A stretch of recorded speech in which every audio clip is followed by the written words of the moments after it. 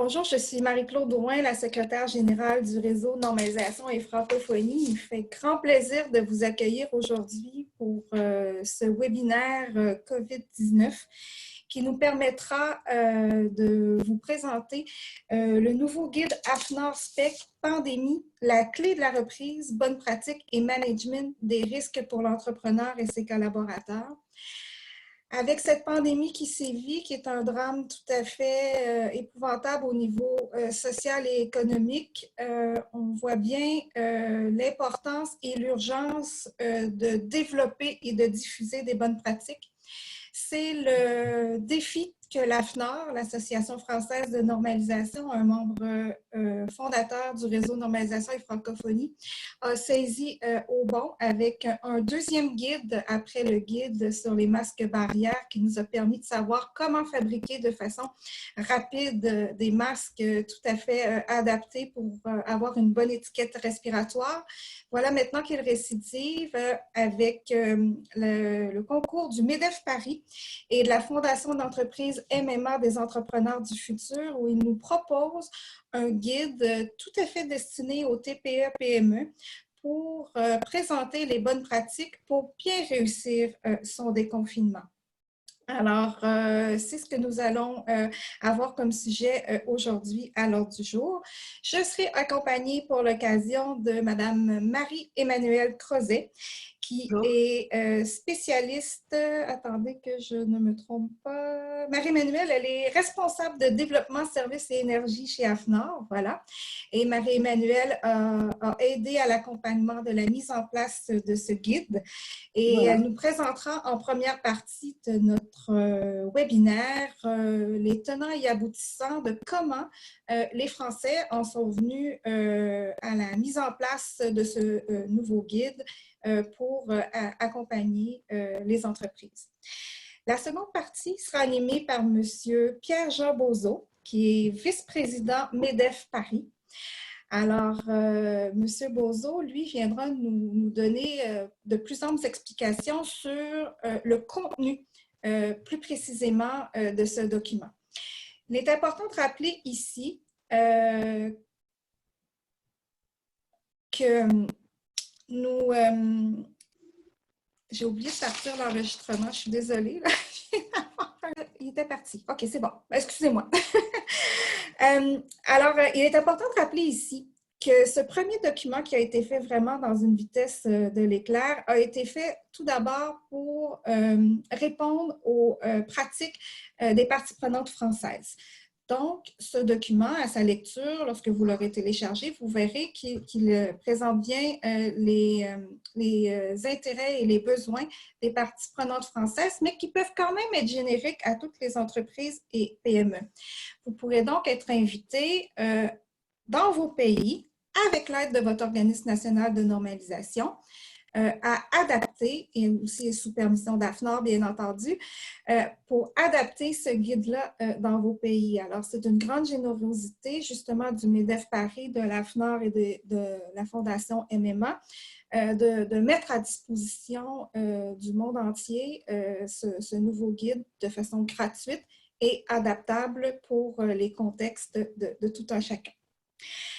Alors, ce sera la deuxième partie de notre sujet. Et la troisième partie se terminera par une partie de questions-réponses. Alors, vous êtes invités à utiliser le chat pour poser vos questions. Et moi, je vais être chargée tout au long de la présentation de recueillir les questions et nous aurons une dernière partie avec les questions.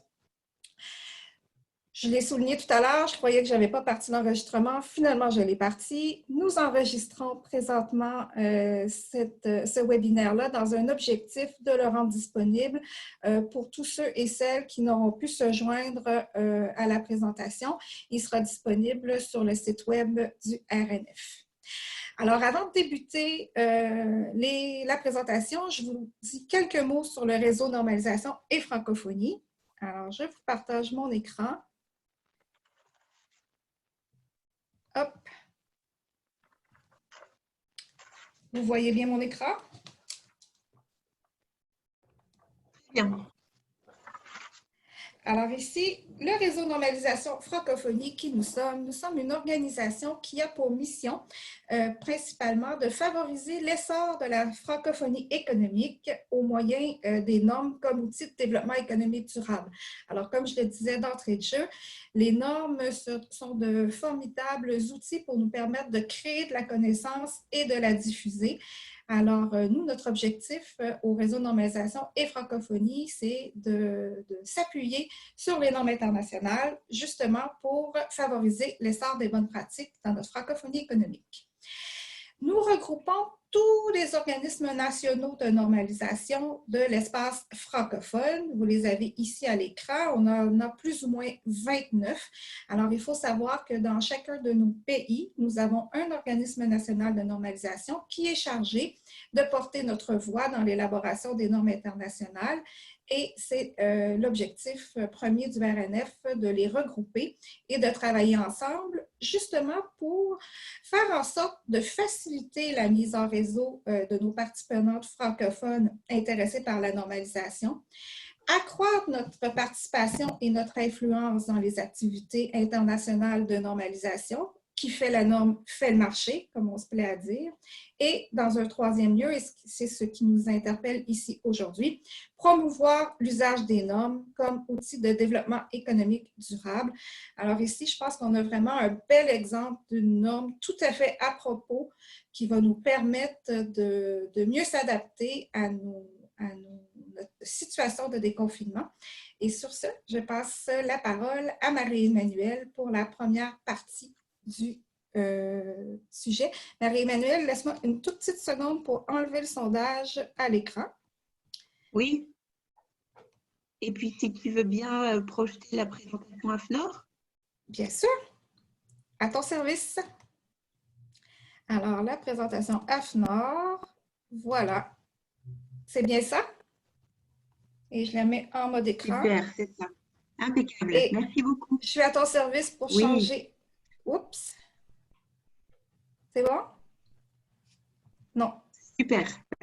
OK. Écoute, on peut passer directement à la slide suivante. Merci. Alors effectivement, comme le disait Marie-Claude, c'est un document, une AFNOR-Spec, c'est un référentiel qui a été rédigé pendant le confinement, en temps record, puisque en une semaine, près d'une vingtaine d'experts se sont réunis et ont travaillé pour rédiger ce document, alors qui est vraiment un manuel pratique pour l'entrepreneur et ses collaborateurs.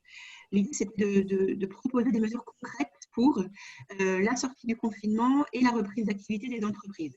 Donc, l'état d'esprit vraiment de rédaction de ce document, c'est du bon sens, c'est voilà, un entrepreneur et ses collaborateurs qui se mettent autour de la table et qui disent, ben voilà, au quotidien, comment est-ce qu'on va s'organiser pour pouvoir mettre en place tous les gestes barrières et de distanciation et qu'en même temps, on puisse reprendre une activité la plus normale possible avec des enjeux de sécurité sanitaire qui soient les meilleurs pour tous. Alors, c'est une initiative, c'est un document, à l'initiative de ce document, c'est le MEDEF Paris, et puis avec un partenariat avec la Fondation d'entreprise MMA pour les entrepreneurs du futur. Voilà. En fait, le MEDEF Paris qui, mi-avril, a anticipé la sortie du déconfinement en se disant il faut préparer un document qui pourra être utile et en particulier utile aux TPE, PME, PMI, ETI, des sociétés qui n'ont pas forcément la taille pour avoir un groupe de travail dédié, un groupe de travail RH aux gestions de crise dédié à ces questions de pandémie. Donc, on va essayer de maximiser les chances de reprise en créant un document. Voilà, je veux bien passer à la slide suivante, s'il te plaît, Marie-Claude. Ah, on me dit qu'il y a un petit écho avec mon micro.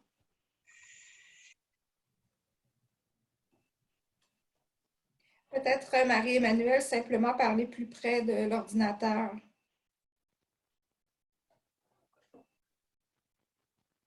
Est-ce que vous m'entendez toujours? Oui. Oui, c'est bon, d'accord. Alors, j'ai essayé de changer quelque chose sur mon ordinateur pour qu'il n'y ait plus d'écho. On va voir si ça fonctionne bien. Voilà. Donc, c'est un document, c'est un peu un document checklist de recommandations sous forme de bonnes pratiques et de questionnements que l'entrepreneur peut se poser pour relancer l'activité de son entreprise. Vous verrez qu'il y a 4 dimensions très importantes dans ce document. L'aspect humain, ressouder les équipes. Alors, je ne rentre pas dans le détail parce que Sergent va vous en parler, mais pour brosser le tableau général, l'humain, et en particulier avec un enjeu très fort de ressouder les équipes, les motiver. Un second enjeu important, une autre dimension qui est la projection, comment se projeter par rapport aux données qu'on a de l'activité économique d'avant la crise, de pendant le confinement, comment on va se reprojeter dans un futur. Troisième dimension, les finances, tout ce qui va être transparence financière vis-à-vis des différentes parties prenantes. Et puis l'aspect opérationnel, le retour sur site, avec tout un aspect de gestion des ressources humaines, du télétravail, de la dissémination des bonnes pratiques, de tout ce qui est en gestion du bâtiment, nettoyage, tout ce qui est logistique aussi, tout ce qui doit être pris en compte pour faciliter le retour des salariés sur le site. Si on peut aller à la slide suivante. Voilà. Donc, voici un plan général de ce référentiel qui se présente en 2 grandes parties. La première partie qui présente donc le point de vue de l'organisation, où on va retrouver ces enjeux autour de l'humain, des finances, des définitions des priorités. Et puis une deuxième partie où on a voulu retracer le parcours d'un salarié depuis son arrivée le matin sur le site jusqu'à son départ le soir. Et donc, tout ce qui peut, toutes les actions qu'il peut avoir à mettre en place quand il est à son poste de travail, quand il va à la cantine, quand il rencontre ses collègues, etc. Mais je ne rentre pas plus dans le détail et je donne la parole à Pierre-Jean qui va vous en dire davantage. Très bien. Merci beaucoup, Marie-Emmanuelle. Merci, Marie-Claude, de nous avoir invités à ce webinaire. Et merci à toutes et à tous d'être présents aujourd'hui.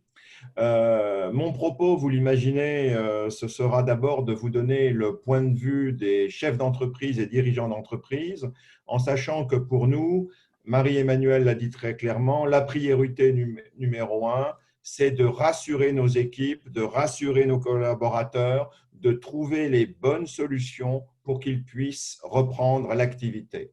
Alors, pour ce faire, il y a 5 grands chapitres qu'il nous semble, après avoir donc un peu pensé à tout ça dans ce groupe de travail AFNOR MEDEF Paris et bien entendu au niveau de nos différentes entreprises, il y a 5 grands chapitres à couvrir. Avant de travailler la communication, de repenser à nos collaborateurs et à nos salariés, je crois que le chef d'entreprise doit se poser. Lui-même a été impacté, peut-être dans sa vie familiale. Certains de ses proches ont pu décéder ou ont été hospitalisés. Certains souffrent peut-être encore sur des lits d'hôpital. Donc, le chef d'entreprise doit prendre le temps de se poser pour repositionner son entreprise sur ce qu'elle était avant la crise. Et il ne faut pas viser à rétablir étape par étape tout ce qui a été perturbé, la chaîne de production, la logistique, la rupture avec certains fournisseurs ou certains clients. L'idée, c'est de reprendre l'activité au plus vite. Pour ce faire, nous proposons de suivre 3 points. Premièrement, un point d'estimation, un point de communication et un point effectivement qui vise l'humain, qui vise à redonner confiance. Sur les estimations, que ce soit en termes de ressources humaines, de finances, d'approvisionnement, de production, de chiffre d'affaires, il convient de repositionner toutes les hypothèses de reprise selon ce que l'on fait. Si on est un hôtel, ce n'est pas l'événementiel. Si on produit des pièces décolletées en mécanique, ce n'est pas effectivement de la production audiovisuelle, mais ce sont des hypothèses de reprise sur un calendrier qui se chiffre en semaines ou en mois, avec des éléments clés, effectivement, qui essayent d'approcher le retour à la situation la plus proche d'avant-crise. Donc ça, c'est un travail que nous suggérons de ne pas faire tout seul.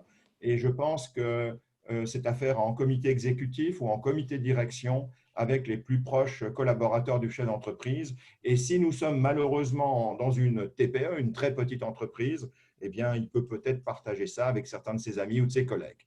Premier point, les estimations, les projections. Deuxième point, diffusion, communication.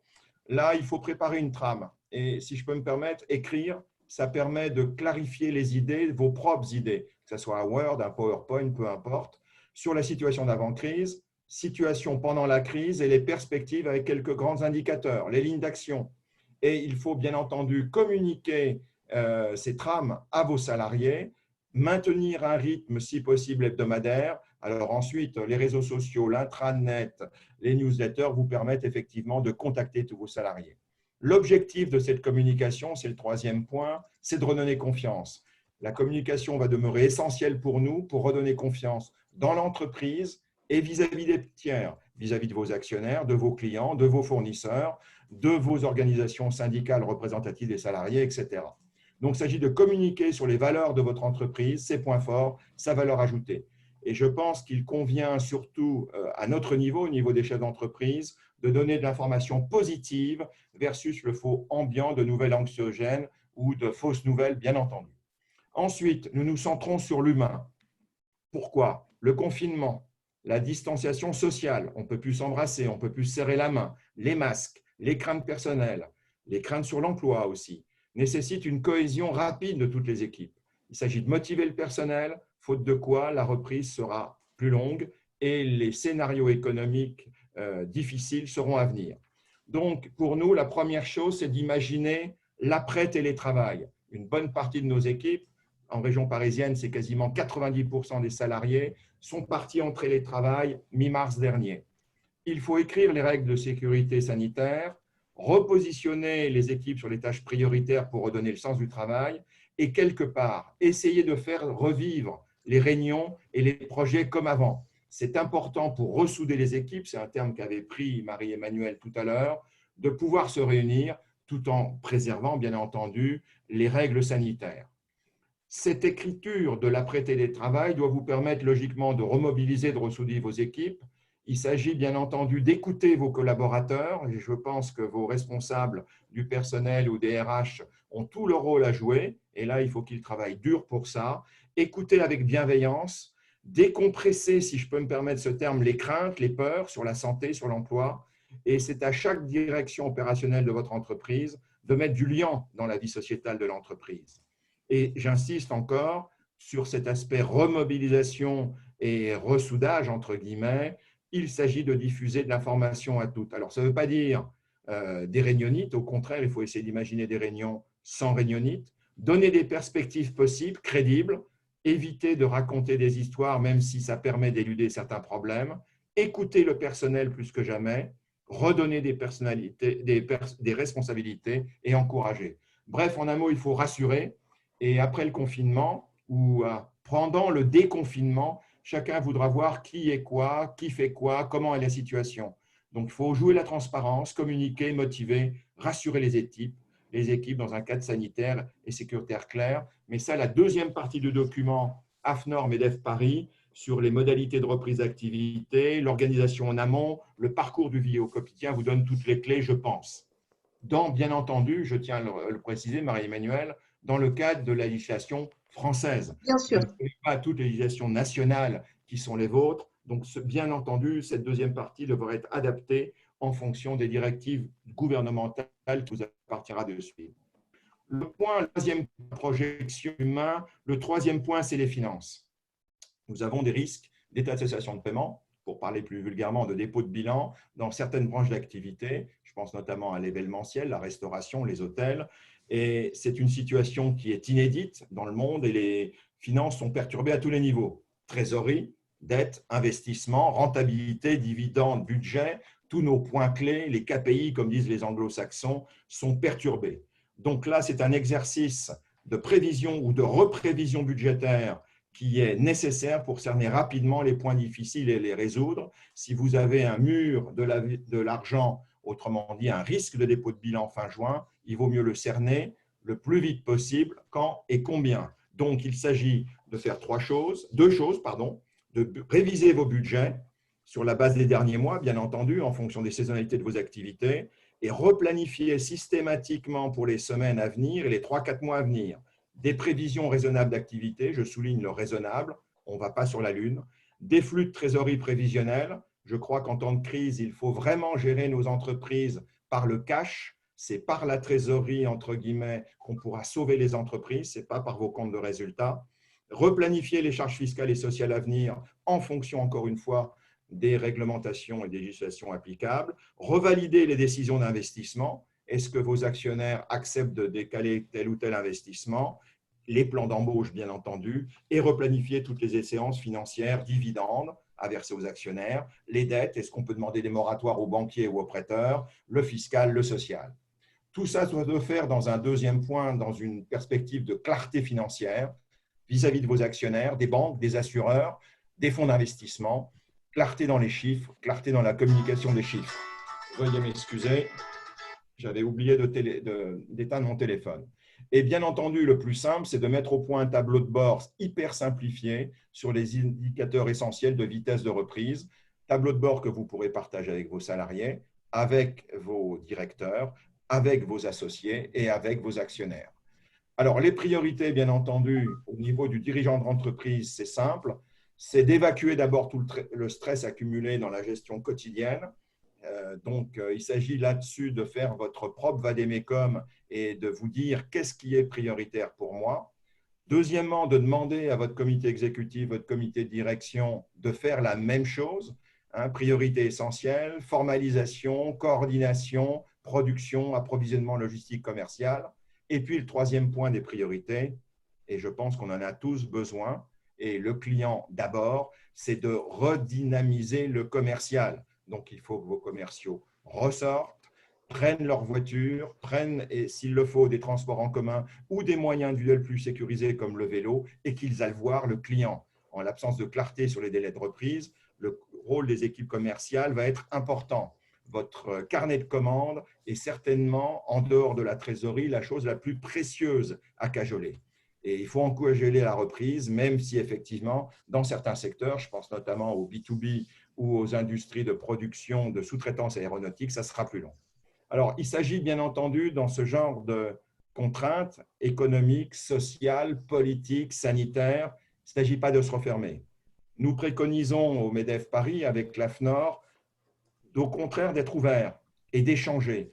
Donc, échanger, s'informer, partager, ça veut dire ne pas rester tout seul. Donc, vous avez tous dans vos pays respectifs des écosystèmes, des branches professionnelles qui peuvent vous faire remonter des informations sur l'activité, sur les relations avec vos fournisseurs. Vous avez bien entendu des représentants du personnel, des représentants des entreprises logistiques et bien entendu des autorités sanitaires avec lesquelles vous devez échanger. Donc, les professions de service, vos avocats, vos experts comptables, peuvent vous servir aussi de source d'information. Et c'est important notamment parce qu'en termes de gouvernance des entreprises, que ce soit vos conseils d'administration, vos assemblées générales, il faut les tenir, non pas comme si rien ne s'était passé, mais au contraire, pour essayer effectivement de prendre les bonnes décisions au bon moment. Alors, ça, c'est une vision effectivement de sauvegarde, mais il peut y avoir aussi, comme disent les Japonais ou les Chinois, dans la crise des opportunités. Pour certains, effectivement, qui n'ont pas de problème de trésorerie, la crise peut être aussi une belle opportunité. On peut effectivement penser à acquérir un concurrent, imaginer des rapprochements d'entreprises, intégrer en amont des fournisseurs ou en aval des distributeurs. On peut se lancer dans de nouveaux marchés, que ce soit au niveau géographique, au niveau d'un nouveau business. Ça dépendra de la santé économique, vous l'avez compris, de vos entreprises.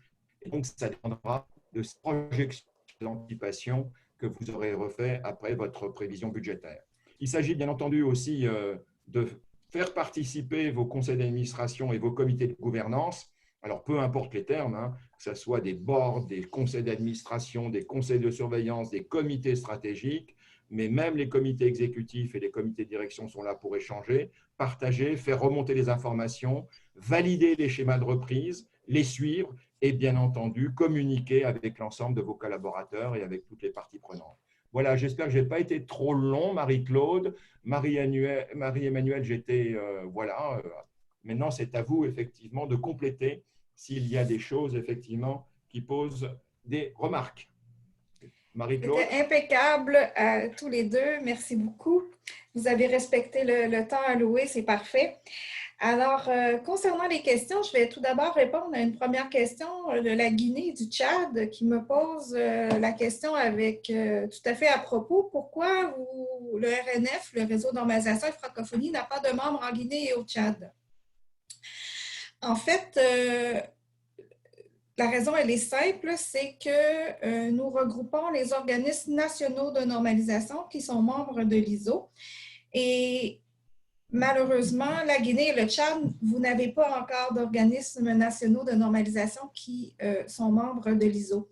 Néanmoins, on accepte toutes les parties prenantes de la normalisation, que vous soyez de n'importe quel pays de la francophonie, comme membre dans notre organisation. Donc, je vous invite à aller sur notre site web pour, si vous êtes intéressé à devenir membre du RNF, malgré le fait que vous n'ayez pas d'organisme national de normalisation. On peut tout à fait travailler en bonne intelligence avec les autres pays parce que notre leitmotiv au RNF, c'est la mutualisation des ressources. Alors, j'irai peut-être ici d'une première question qui nous vient justement de Camilia. Je vois qu'on a beaucoup d'organismes nationaux de normalisation qui sont en ligne avec nous. Alors, Camilia, si je ne me trompe pas, vous êtes de la Suède, je crois. Vous nous demandez si l'industrie a été impliquée dans l'élaboration du document. Alors, peut-être soit Marie-Emmanuelle ou Pierre-Jean, revenir sur comment vous avez travaillé et avec quelle partie prenante vous avez travaillé pour élaborer le document. Marie-Emmanuelle, si tu veux commencer. Oui, bien sûr. Écoutez, ce document, il a été donc à l'origine de ce document, c'est le MEDEF qui est désireux de proposer un document d'accompagnement pour la sortie du confinement.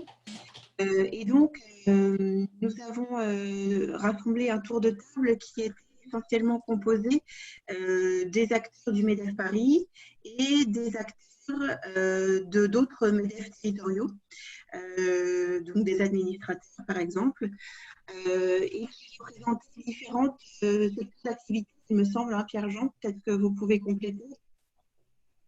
Oui, tout à fait. Donc, nous, MEDEF Paris, nous sommes un MEDEF territorial, proche du terrain.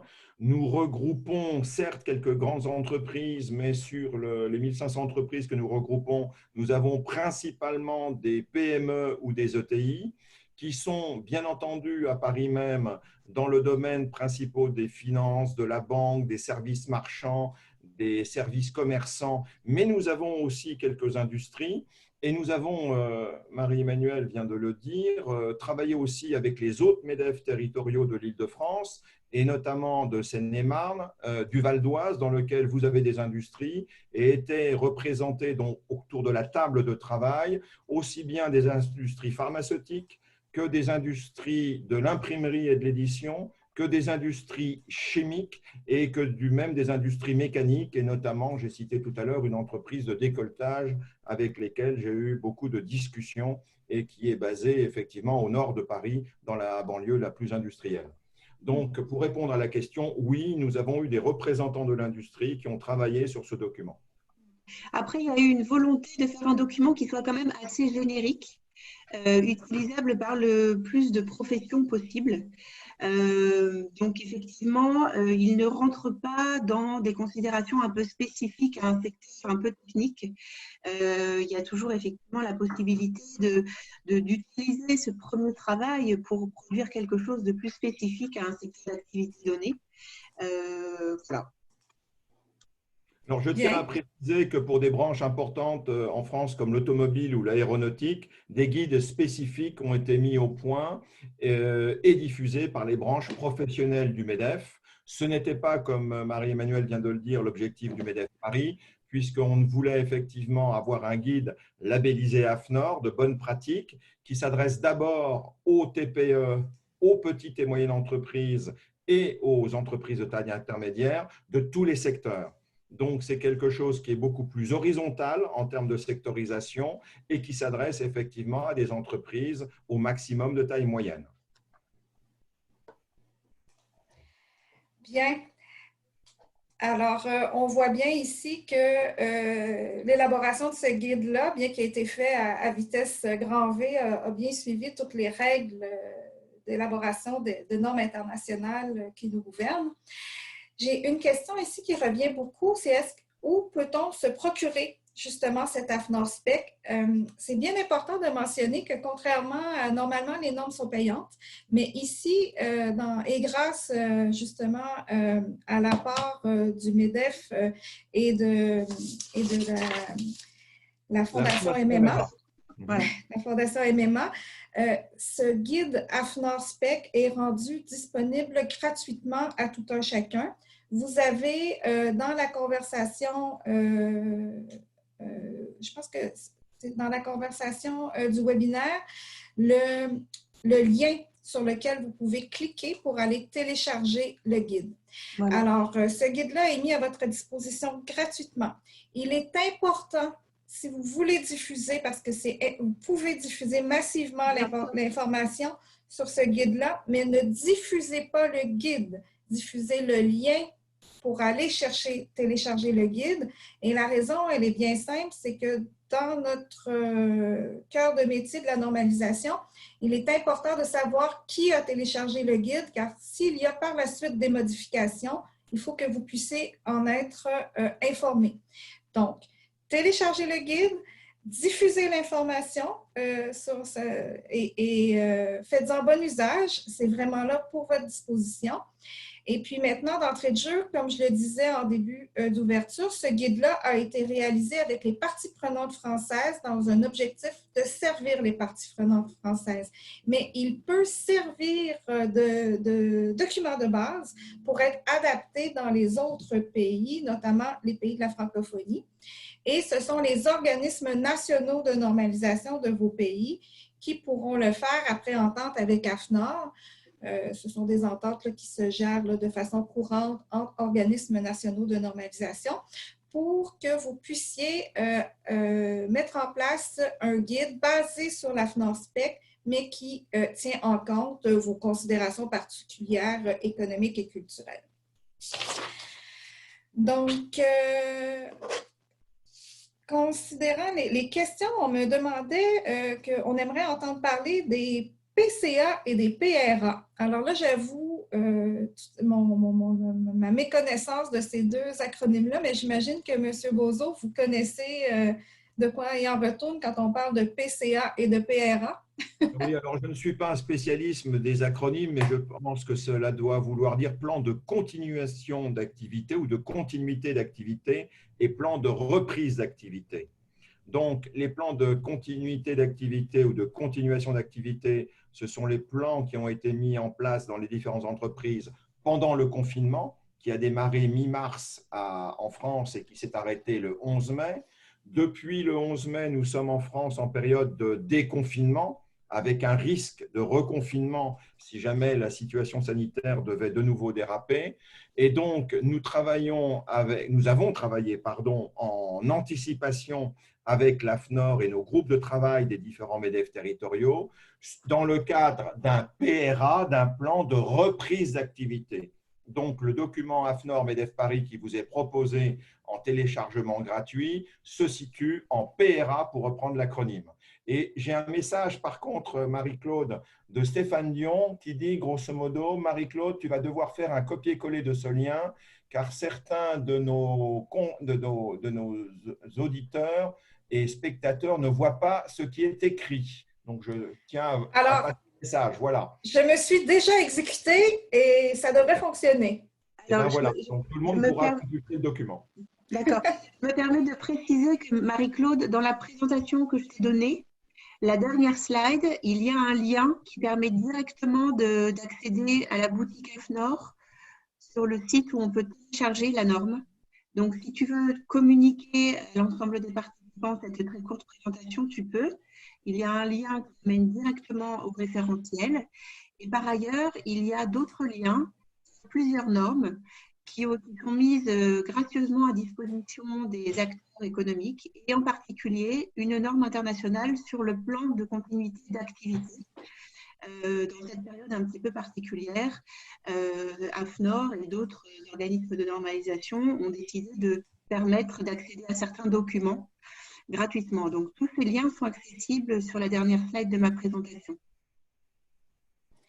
Très bien. Alors, oui, je vais je vais le rendre disponible à tout un chacun. Absolument. Là, je me rends compte que je n'ai pas tout à fait maîtrisé comment faire pour copier-coller. Je vais lancer ma prochaine question et après, je vous promets que je réussis à vous mettre le lien dans le question-réponse. Alors, la question, peut-être pour M. Bozo, selon vous, qu'est-ce qui va être recherché par les partenaires et les employés de nos entreprises francophones comme qualité et comme condition de sécurité pour réussir ce déconfinement et cette relance économique. Alors, qu'est-ce que nos partenaires et nos employés et nos clients, à quoi ils s'attendent face à l'opération des entreprises? Alors, nos employés d'abord. Nos employés, ce qu'ils veulent, ce qu'ils voudraient, c'est pouvoir reprendre leur travail dans des parfaites conditions de sécurité sanitaire.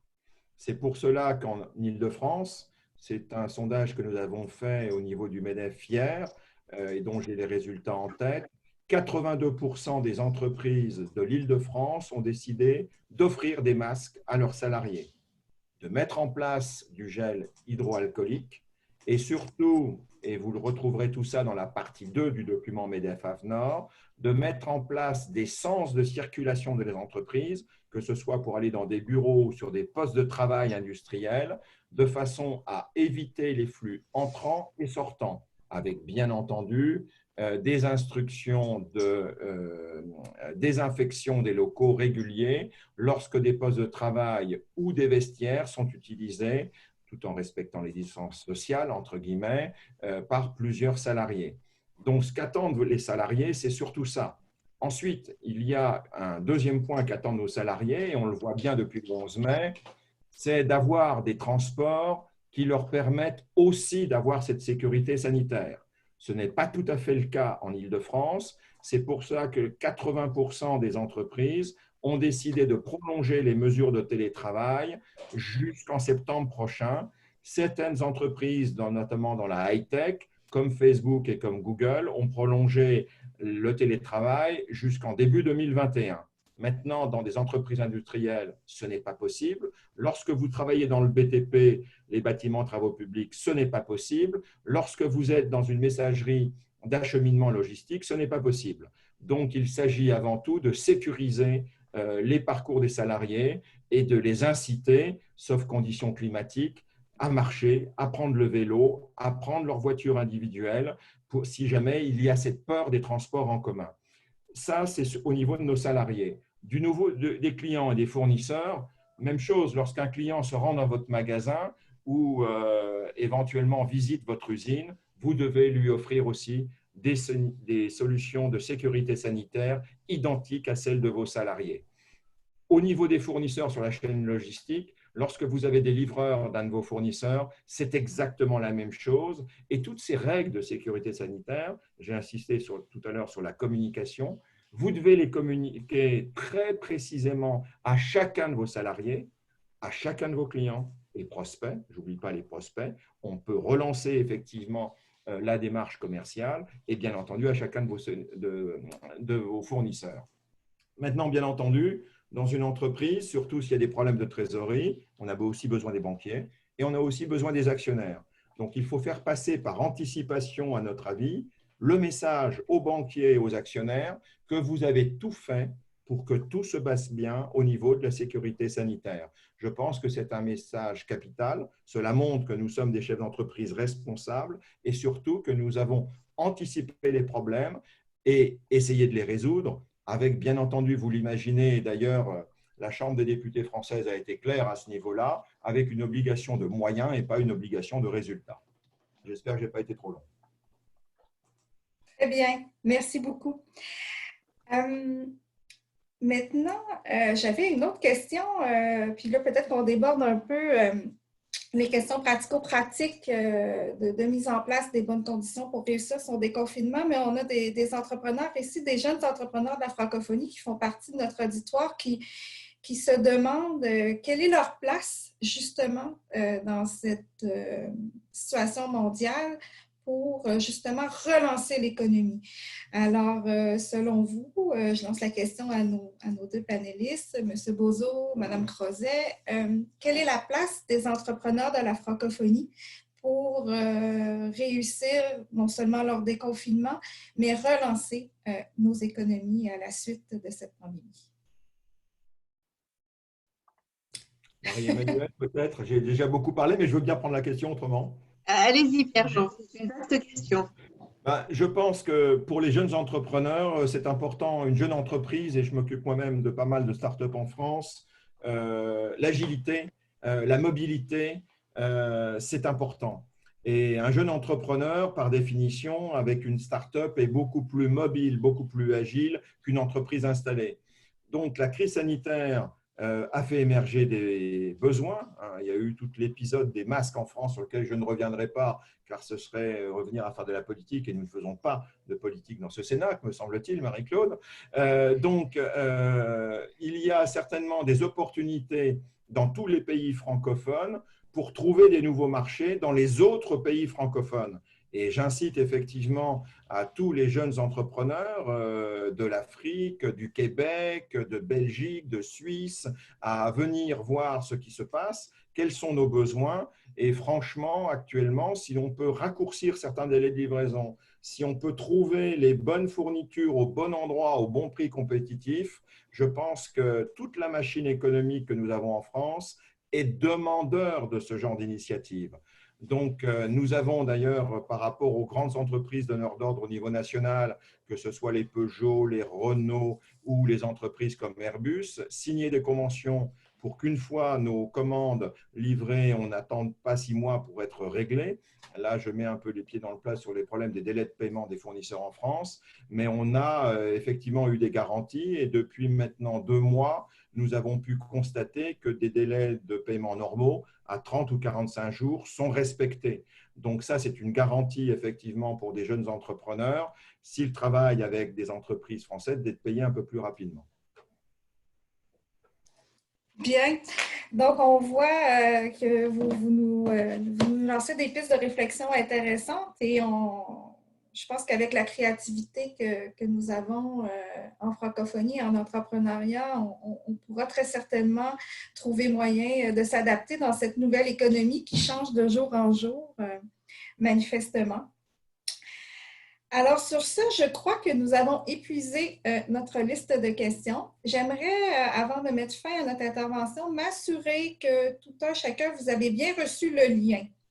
Alors, peut-être un petit test avec mes conférenciers, le lien pour télécharger l'AFNOR Spect, est-ce que ça semble être bien diffusé? Je le vois. Je ne sais pas si tout le monde le voit, mais dans le fil des conversations, je vois le lien, effectivement. Ouais, moi aussi, je vois le lien. Je vois par exemple Maya Kag, Maya, je le cherche, Maya, qui n'a pas reçu. Non, qui n'a pas reçu, oui. Et Siem Zebar, même chose. Donc, Ouais, je pense, Marie-Claude, il faudra revoir ça avec la liste de nos participants. Oui, Marie-Claude, vous pouvez aussi dire aux participants, on peut leur dire qu'ils peuvent aller sur la boutique AFNOR. Oui. Ils cherchent sur Internet boutique AFNOR et puis dès la première page du site, il va y avoir un lien qui va les emmener vers cette spec pandémie, les clés de la reprise, donc la boutique AFNOR. Oui. Puis si vous tapez… Marie-Emmanuelle, excuse-moi, tu peux peut-être donner le lien déjà sur le site AFNOR, c'est www.afnor.fr. Je dis une bêtise.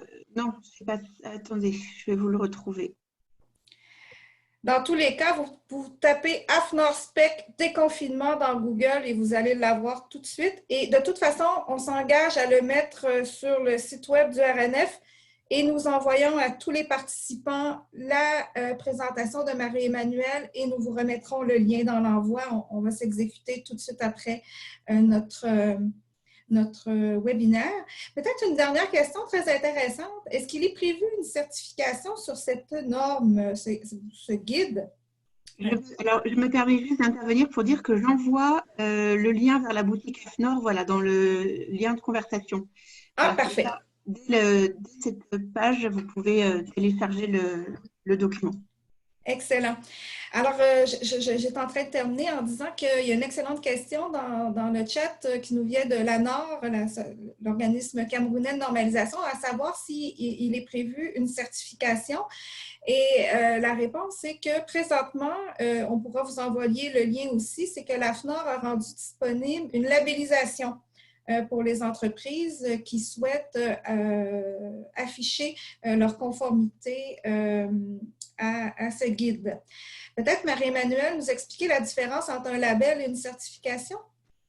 Alors, je peux vous expliquer en gros quelle est la différence, mais c'est vrai que dans les deux cas, vous allez avoir une personne qui va venir vérifier finalement que les mesures que vous avez pu mettre en place sont bien en conformité avec un référentiel qui a été rédigé auparavant. Voilà. Donc, à partir d'une norme, hein, pour la certification, souvent à partir d'une norme AFNOR. Je vois effectivement que Stéphane a mis d'autres liens vers justement le pack sortir du confinement, un pack d'information, pack de reprise de l'activité économique. Je vois que Stéphane a mis les liens dans le fil de conversation. Bien, merci. Alors oui, effectivement, c'est possible d'aller chercher une certaine certification, labellisation sur la base du document. Donc là aussi, l'AFNOR sera tout à fait disponible à partager avec les organismes nationaux de normalisation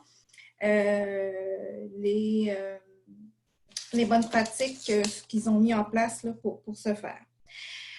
Donc, je vous remercie. Je pense que somme toute, pour une grande première, en fait une deuxième webinaire, non, c'est notre premier webinaire avec ce nouveau support Zoom webinaire. Je pense que ça s'est somme toute bien passé. Je tiens à remercier bien chaleureusement Marie-Emmanuelle et Pierre-Jean, Marie-Emmanuelle Crozet, Pierre-Jean Bozo. Merci d'avoir été là. Merci beaucoup. D'avoir mis à contribution vos ressources et de veiller à cette mutualisation avec nos pays de la francophonie. C'est très apprécié. Sachez que le réseau Normalisation Francophonie sera continuera d'être derrière votre initiative et on continuera de diffuser l'information et de susciter les échanges et la connaissance sur ces documents qui sont très certainement d'une grande utilité pour nos parties prenantes. Alors, aux participants et participantes, je vous invite à visiter le site web du RNF, à nous rejoindre sur nos médias sociaux, à nous envoyer vos questions, à continuer. Je vois qu'il y a beaucoup d'intérêt pour la normalisation, les organismes de normalisation et notre réseau. On est là pour vous servir, ça fait partie de notre mandat. Alors, sur ce, je vous souhaite, pour d'aucuns, ceux qui sont comme moi au Québec, bonne journée. Et ceux qui sont plutôt en Afrique ou sur le continent européen, bonne fin de journée et à bientôt.